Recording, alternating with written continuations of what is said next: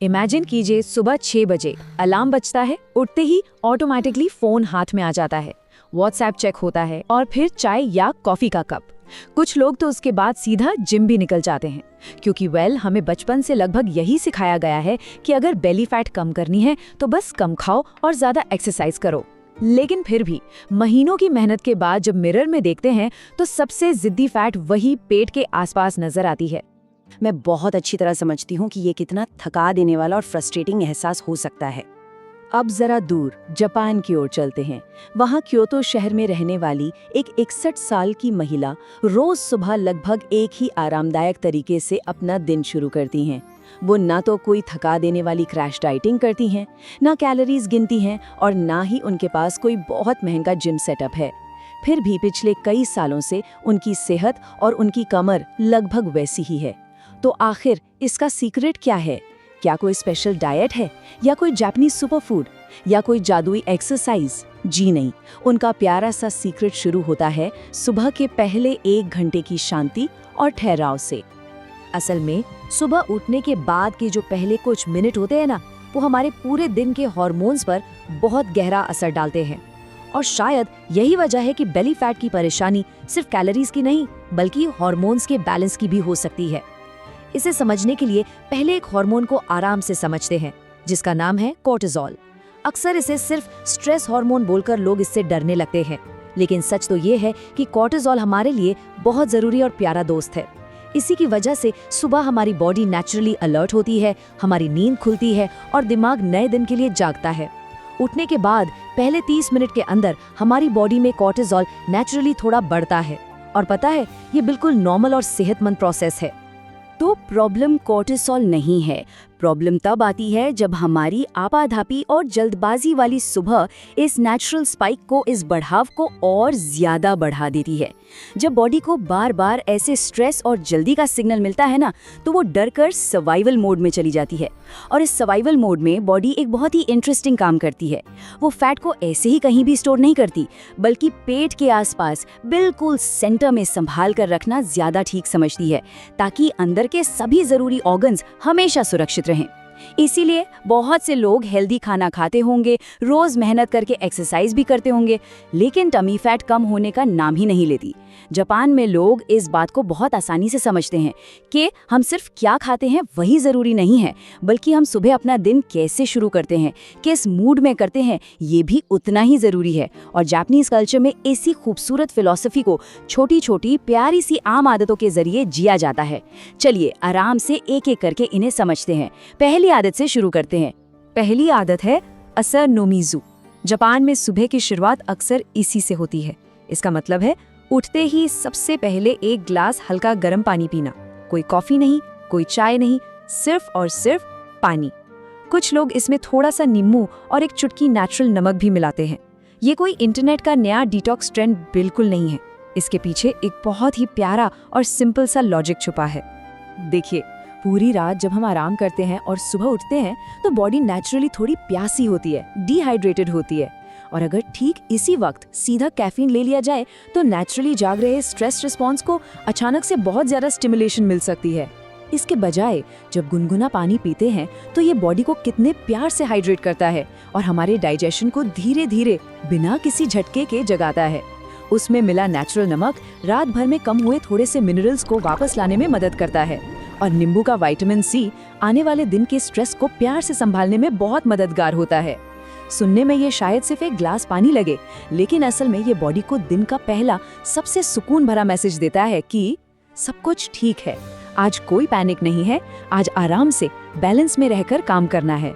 और जब बॉडी को ये प्यारा सा सिग्नल मिलता है, तब अगला स्टेप और भी बेहतर तरीके से काम करता है। दूसरी खूबसूरत आदत है आसानो सांपो, यानी सुबह की एक छोटी सी आरामदायक वॉक। यहाँ ध्यान दीजिएगा, ये कोई थका देने वाला वर्कआउट बिल्कुल नहीं है। इसका मकसद कैलोरीज बर्न करना तो है ही नहीं। वहाँ बहुत से लोग बस अपने घर के आसपास किसी शांत पार्क, किसी मंदिर या पास की किसी दुकान तक बिल्कुल आराम से टहलते हुए चले जाते हैं। लेकिन सच कहूँ तो इस आदत का सबसे खास हिस्सा वॉक नहीं है, बल्कि सुबह की वो नरम प्यारी सी धूप है। असल में होता ये है कि उठने की कुछ ही देर बाद जब 5 से 10 मिनट की नेचुरल सनलाइट हमारी आंखों में पड़ती है तो ये हमारी बॉडी की इंटरनल क्लॉक को, जिससे सर्केडियन रिदम कहते हैं, उसे वापस से प्यार से रीसेट कर देती है। और जब ये इंटरनल क्लॉक बिल्कुल सही चलती है ना, तो इसका असर बहुत गहरा होता है। सिर्फ नींद ही मीठी नहीं आती, बल्कि हमारा मेटाबॉलिज्म, भूख लगने वाले हार्मोन्स और कॉर्टिसोल का नेचुरल रिदम भी पूरे दिन बहुत आराम से बैलेंस्ड रहता है। इसकी एक और प्यारी सी बात बताऊं, सुबह की ये हल्की मीठी धूप बॉडी में सेरोटोनिन बनने में मदद करती है और रात होते होते यही सेरोटोनिन मेलेटोनिन में बदल जाता है, जो एक गहरी और आरामदायक नींद के लिए बहुत जरूरी है। यानी सिर्फ 10 मिनट की धूप सिर्फ आज की एनर्जी ही नहीं बढ़ाती, बल्कि आने वाली कल की सुबह को भी और प्यारा बना रही होती है। शायद इसीलिए जापान में असानो सांपो को एक्सरसाइज नहीं, बल्कि नेचर के साथ दिन की एक शांत व सुकून भरी शुरुआत माना जाता है। चलिए, अब तक हमने बॉडी को आराम से हाइड्रेट कर लिया, उसकी इंटरनल क्लॉक को भी प्यार से जगा दिया। लेकिन ये जो तीसरी आदत है ना, इसे सुनने के बाद शायद हर चाय और कॉफी से प्यार करने वाला थोड़ा सा सरप्राइज हो जाए। अगर दिन की शुरुआत चाय या कॉफी की उस भीनी भीनी खुशबू के बिना पूरी ही नहीं होती, तो ये आदत शायद शुरू में थोड़ी सी मुश्किल लग सकती है। ये आदत है माँ। जापानीज कल्चर में एक बहुत ही गहरा और खूबसूरत कॉन्सेप्ट है, जिसे कहते हैं माँ। इसका बहुत ही प्यारा सा मतलब होता है दो चीजों के बीच का एक जरूरी खाली स्पेस, एक ऐसा ठहराव जो सिर्फ रुकना नहीं है, बल्कि जिंदगी में खूबसूरत बैलेंस बनाता है। और जानते हैं, सुबह की कॉफी के साथ भी जापानीज फिलॉसफी इसी माँ को फॉलो करती है। इसका मतलब ये बिल्कुल नहीं है कि कॉफी बुरी है या चाय पीना गलत है, बल्कि बात बस इतनी है कि उसे किस वक्त पीना चाहिए, ये ठहराव ज्यादा जरूरी है। दरअसल होता यह है कि जब हम सुबह उठते हैं तब हमारे ब्रेन में एक नेचुरल केमिकल होता है जो हमें थोड़ी देर और सोने का एहसास कराता है। अगले लगभग 90 मिनट में बॉडी इस केमिकल को खुद ही बहुत आराम से साफ कर देती है। पर अगर हम इस प्रोसेस के पूरा होने से पहले ही चाय या कॉफी पी लेते हैं तो कैफीन कुछ देर के लिए उस नींद को दबा तो देता है, लेकिन बॉडी अपना नेचुरल वेक अप प्रोसेस पूरा नहीं कर पाती। और मुझे पता है ये कितना एग्जॉस्टिंग होता है जब दोपहर आते आते एनर्जी अचानक से गिरने लगती है, एक अजीब सी थकान होने लगती है। उसके बाद फिर लगता है कि एक और चाय पी ली जाए या एक और कॉफी या कुछ मीठा खा लिया जाए। ये साइकिल ऐसे ही रोज घूमती रहती है। इसलिए ये जापानीज फिलॉसफी बहुत प्यार से समझाती है कि बॉडी को पहले अपनी नेचुरल रिदम में आराम से जागने दीजिए, फिर उसे कैफीन दीजिए। यानी थोड़ा सा ठहराव, एक छोटा सा पॉज। इससे जब आखिर में वो दूसरा कप यानी अपनी पसंदीदा कॉफी पिएंगे तो वो सिर्फ आदत की वजह से नहीं होगी, बल्कि वाकई एक फ्रेश और सच्ची एनर्जी देगी। और अब आती है चौथी आदत, जो शायद आजकल की फिटनेस की सबसे आम बातों को थोड़ा सा अलग नजरिए से देखती है। अगर आज किसी से पूछा जाए कि बेली फैट कम करनी है तो सुबह सबसे पहले क्या करना चाहिए, तो ज्यादातर लोग शायद यही कहेंगे कि रनिंग कीजिए, हाई इंटेंसिटी वर्कआउट कीजिए या बहुत भारी एक्सरसाइज कीजिए। लेकिन जापानीज तरीका यहाँ थोड़ा सा अलग और बहुत नरम है। वहाँ सुबह का फोकस बॉडी को किसी तरह का स्ट्रेस देना नहीं होता, बल्कि बॉडी को बहुत शांत और काम रखना होता है। इसलिए वहाँ बहुत से लोग अपने दिन की शुरुआत करते हैं सैम्पो से, यानी 20 से 30 मिनट की बिल्कुल आराम से चलने वाली एक ठहरी हुई वॉक। इसमें ना कोई रेस है, ना कोई जल्दी, ना ही कैलोरीज बर्न करने का कोई बोझल प्रेशर, सिर्फ आराम से चलना। और इसके पीछे की वजह भी बहुत खूबसूरत है। सुबह सुबह हमारा कॉर्टिसोल वैसे ही नेचुरली थोड़ा हाई होता है, क्योंकि बॉडी नए दिन के लिए जाग रही होती है। अगर ध्यान ना दिया जाए और ठीक इस वक्त बहुत भारी वर्कआउट कर लिया जाए तो बॉडी को एक और लंबा स्ट्रेस सिग्नल मिल जाता है।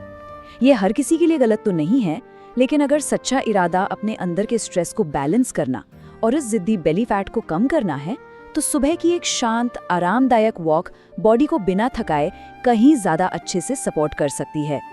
और इस आरामदायक वॉक का ना एक और बहुत प्यारा सा छिपा हुआ फायदा है। जब बाहर हल्की धूप में चल रहे होते हैं तो पास के पेड़, रास्ते की गाड़ियाँ, आसपास चलते लोग और खूबसूरत बिल्डिंग्स सब धीरे धीरे दोनों तरफ से गुजरते हैं।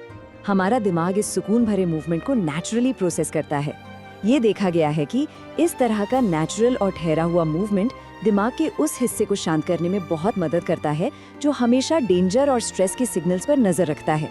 इसका मतलब सिर्फ पैर ही नहीं चल रहे होते, बल्कि दिमाग भी उस ठहराव में धीरे धीरे रिलैक्स हो रहा होता है। इसलिए जापानीज लोगों के लिए सांपो सिर्फ एक एक्सरसाइज नहीं है, ये दिन की एक बहुत ही माइंडफुल और प्यारी शुरुआत है, जिसका मतलब सिर्फ कैलोरीज कम करना नहीं है, बल्कि बॉडी और माइंड को एक ही शांत रिदम में एक लय में लाना होता है। चलिए, अब तक बॉडी को प्यारा सा पानी भी पिला दिया, सुबह की मीठी धूप भी ले ली, कॉफी के लिए थोड़ा ठहराव भी रख लिया और बॉडी को बिना स्ट्रेस दिए आराम से मूव भी कर लिया। लेकिन एक आखिरी आदत बाकी है, और अगर मैं सच कहूँ ना, तो आज के इस तेज वक्त में शायद यही सबसे मुश्किल काम लगता है, क्योंकि ये आदत किसी चाय, कॉफी या चलने से नहीं, बल्कि हमारे और आपके मोबाइल फोन से जुड़ी हुई है। ये 5वीं आदत है सेजाकू। जापानीज कल्चर में ये एक बहुत ही नरम और खूबसूरत शब्द है, सेजाकू, जिसका मतलब है बिल्कुल शांति, स्थिरता, एक बहुत ही डीप इनर पीस। और शायद ये इस पूरी सुबह की रूटीन का सबसे जरूरी और सबसे प्यारा हिस्सा है। जापान में आज भी कई लोग सुबह उठते ही तुरंत अपना फोन चेक नहीं करते। ना कोई नोटिफिकेशंस, ना ऑफिस के ईमेल्स, ना सोशल मीडिया और ना ही दुनिया भर की खबरें। सिर्फ कुछ मिनट की सच्ची सुकून भरी खामोशी। उनकी दिन की पहली नज़र स्क्रीन पर नहीं, बल्कि उनके नए दिन की शुरुआत पर होती है। ये सुनने में बहुत छोटी सी आदत लग सकती है, लेकिन जरा आराम से सोचिए। आंख खुलते ही अगर पहला काम किसी मैसेज को पढ़ना हो, ऑफिस के किसी ईमेल का लंबा सा नोटिफिकेशन आ जाए या स्क्रीन पर किसी और की चमकती हुई लाइफ दिख जाए, तो दिमाग तुरंत एक रिएक्शन मोड में चला जाता है। उसके बाद दिन हम खुद नहीं चला रहे होते, बल्कि वो नोटिफिकेशंस चला रही होती हैं। जब सुबह सुबह इतनी सारी बातों और इन्फॉर्मेशन को एक साथ अंदर आने देते हैं ना, तो हमारा दिमाग और नर्वस सिस्टम बिना बात के एक अलर्ट मोड में आ जाते हैं। और जब दिन की शुरुआत ही ऐसी अर्जेंसी से होती है, तो बॉडी को बार बार वही डरावना सिग्नल मिलता है कि कुछ गड़बड़ है, तैयार रहो। लेकिन सेजाकू इसका बिल्कुल उल्टा और प्यारा सा मैसेज देता है। ये बहुत प्यार से कहता है, सब ठीक है, सब शांत है, आराम से शुरू करो। और कभी कभी हमारी थकी हुई बॉडी को बस यही सुनने की सबसे ज्यादा जरूरत होती है। अब अगर इन 5 आदतों को आराम से एक साथ मिलाकर देखा जाए, तो शायद एक बात बहुत साफ नजर आएगी कि इनमें से किसी का भी ध्यान फैट बर्न करने पर या खुद को थकाने पर नहीं है। इसमें ना कोई स्ट्रिक्ट डाइट है, ना कोई दवाई या सप्लीमेंट, और ना ही कोई महंगी एक्सरसाइज मशीन।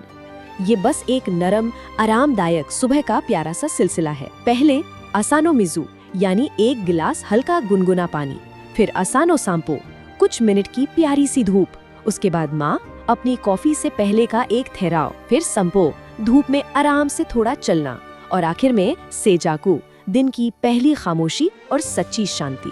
ये 5 आदतें जब आपस में मिलती हैं ना, तो ये बॉडी को बस एक ही मैसेज देती हैं, आप सेफ हैं। और जब हमारी बॉडी को हर रोज ये सुकून भरा सिग्नल मिलता है, तब धीरे धीरे हमारे हार्मोन्स भी उसी शांति और उसी बैलेंस के साथ अपना काम करने लगते हैं। इसका मतलब ये बिल्कुल नहीं है कि सिर्फ इतना करते ही सारी जिद्दी बेली फैट एक दिन में मैजिकली गायब हो जाएगी। एक अच्छी डाइट, थोड़ा फिजिकल मूवमेंट, एक अच्छी नींद और एक प्यारा सा लाइफस्टाइल आज भी उतनी ही जरूरी हैं। लेकिन अगर सब कुछ ठीक से करने के बाद भी सोचे हुए रिजल्ट्स नहीं दिख रहे हैं, तो शायद प्रॉब्लम इसमें नहीं है कि मेहनत में कमी है, बल्कि प्रॉब्लम इसमें छिपी हो सकती है कि सुबह के वो पहले प्यारे पल हम किस तरह से अपने पास आने दे रहे हैं। इसलिए आज रात जब सोने के लिए बेड पर जाएं, तो बस अपना फोन थोड़ा सा दूर रख कर देखिएगा, अपने पास 1 गिलास पानी रख लीजिए, और कल सुबह जब आंख खुले तो बस अपने खुद के लिए एक छोटा सा प्यार भरा एक्सपेरिमेंट करके देखिए। सबसे पहले ठहर कर थोड़ा पानी पीजिए, फिर कुछ मिनट की खुली धूप लीजिए, अपनी पसंदीदा कॉफी को थोड़ा सा इंतजार करने दीजिए, आराम से थोड़ा चलिए, और इस दुनिया की तेज रफ्तार से जुड़ने से पहले कुछ पल सिर्फ खामोशी में खुद के साथ बिताइए। जापान में लोग इस प्यारी सी रूटीन को कोई चमत्कार नहीं मानते हैं। ये बस उनकी एक आम, शांत और सुकून भरी सुबह होती है, और शायद इसीलिए हेल्दी रहना वहाँ कोई बोझ नहीं लगता, बल्कि उनकी प्यारी सी जिंदगी का एक आसान हिस्सा बन जाता है। अगर इस ख्याल से थोड़ा सा भी सुकून मिला होना, तो आराम से सोचिएगा कि इन 5 आदतों में से कल सुबह सबसे पहले कौन सी छोटी सी आदत अपने दिन में शामिल करना सबसे अच्छा लगेगा। वैसे अगर जापान की ऐसी ही बिल्कुल सिंपल, थॉटफुल और लाइफ को थोड़ा सा बेहतर बनाने वाली फिलॉसफीज अच्छी लगती है ना, तो इस चैनल को सब्सक्राइब करके इस सफर का हिस्सा बना जा सकता है। हम ऐसी ही एक और कड़ी में फिर से मिलेंगे। तब तक अपना और अपने सुकून का ढेर सारा ख्याल रखिए।